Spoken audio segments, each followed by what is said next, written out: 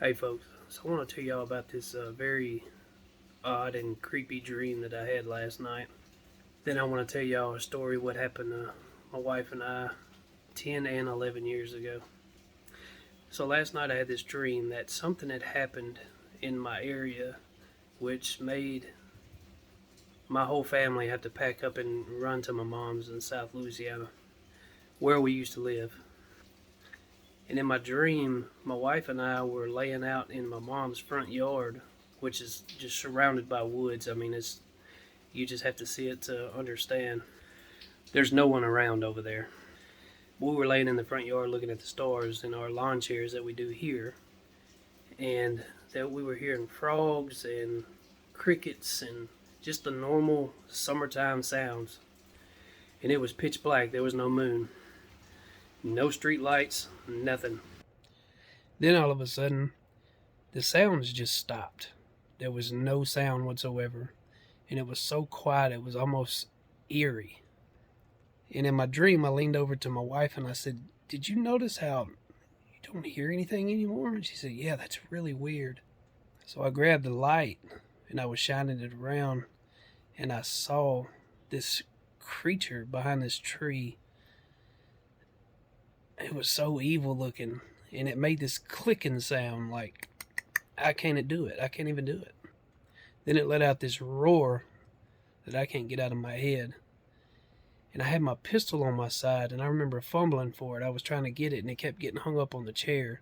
And I was looking down at it.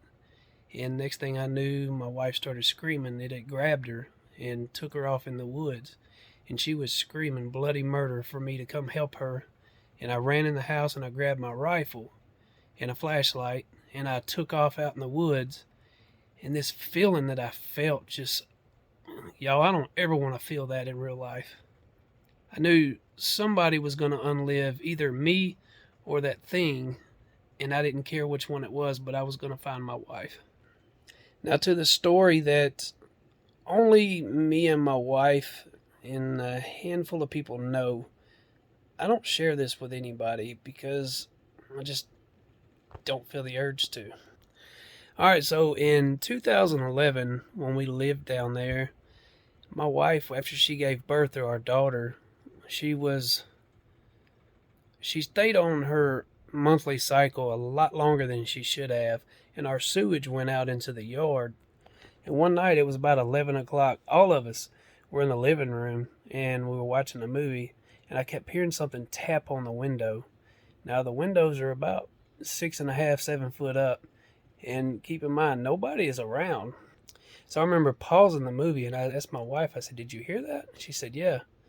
And then we started hearing this baby crying noise outside of our window, and it freaked us both out. Well, I went and ran in the back, and I grabbed, all I had at the time was a single shot shotgun. I don't know what that was supposed to do, but we kept hearing it on every single window in the house, like it was tapping and it was scratching and this baby crying noise, and it really scared the both of us. And we experienced that every single month when it was her time of the month for about 2 years. Neither one of us went outside to see exactly what it was. And this one time, I asked my wife if she wanted to go to the lake. Now, we called it Alligator Slough. You drive about maybe 5 miles out into the woods, and it was the backside of the lake. Nobody goes out of here. There's nobody around, and it's a secluded spot to the point where you could scream as loud as you want to, and nobody would hear you. Nobody would even know you're there.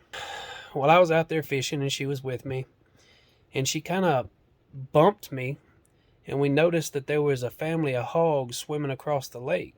It's very unusual. We never saw anything like that over there, especially because it's alligator infested, and I think those hogs know that. A few minutes later, we heard a loud splash, and I figured it was just another hog jumping into the lake. And my wife nudged me again, and she said, "We need to get out of here right now." And I was like, "Why?" She said, "Get in the truck." So, okay, I wasn't going to argue with her. She sounded scared, so we get in the truck. And I said, "Well, what did you see for you to tell me to leave?" And I was fishing. I didn't want to leave. And she pointed, and I saw it. Whatever this was standing in 6 foot of water, and we still were able to see its chest up to the top of its head. did smell sulfur. It's hard to explain. It smelled like the smell of hell. And this thing, I call it a monster because that's what it looked like to me. It looked like something off of the movie Wrong Turn. I mean, its face was all deformed. It was the scariest looking thing I ever seen in my life. And the creature from my dream was the same creature that we saw that day at the lake. Now, again, I've never really shared this with anybody. Didn't want to be ridiculed and mocked and laughed at and called a liar and crazy and all this other stuff. But when two people see the same exact thing and hear the same exact things, and neither one of them do any kind of drugs or alcohol or anything like that, it's got to be real, right? It's just something that's been on me for 10 years that I've been wanting to share, and I just haven't had the, courage to do so. And now that I have, y'all, I feel like this weight's been lifted off of me even talking about it. Y'all keep looking up. Jesus is coming very soon. All the signs are here. Romans 10:9-13. I love all of you, and God bless.